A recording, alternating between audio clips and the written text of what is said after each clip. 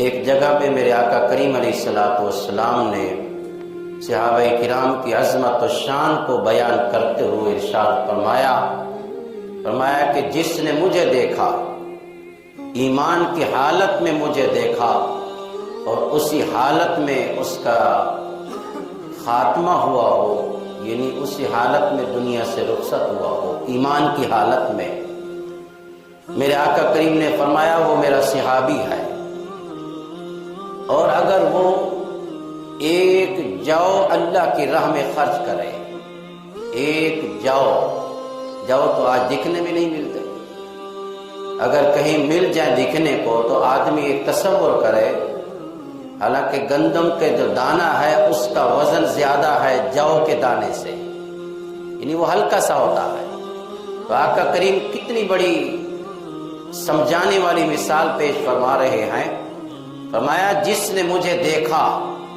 وہ صحابی ہے، ایمان کی حالت میں دنیا سے رخصت ہوا۔ صحابی اسی کو کہتے ہیں نا جس نے حضور کو دیکھا، لیکن شرط ہے آگے، ایمان کی حالت میں دیکھا اور ایمان پر ہی اس کا خاتمہ ہوا، یہ صحابی کی تعریف ہے۔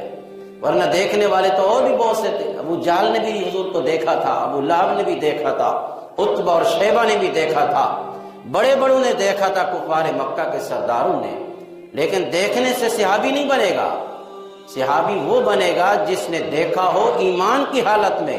اور اس کا خاتمہ بھی ایمان پہ ہوا ہو، اس کو صحابی کہتے ہیں۔ تو میرے آقا کریم اپنے صحابہ کی عظمت و شان کو بیان کرتے ہوئے فرما رہے ہیں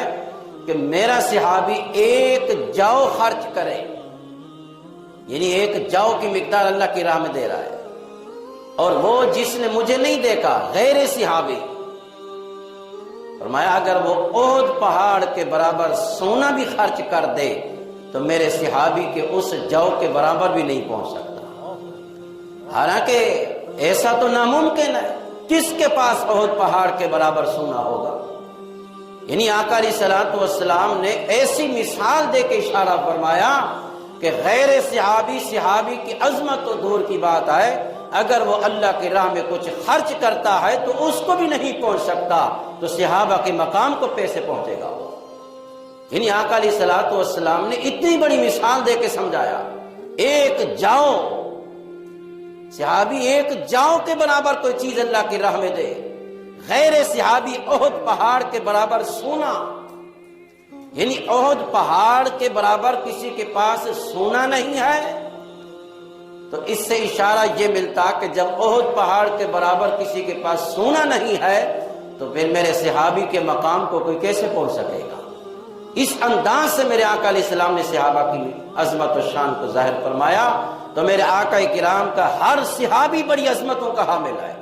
ہر صحابی کی بڑی عظمت و شان ہے، لیکن تمام صحابہ میں جس کا سب سے بڑھ کر مقام اور عظمت ہے وہ تمام صحابہ میں سیدنا ابوبکر صدیق کی ذات ہے،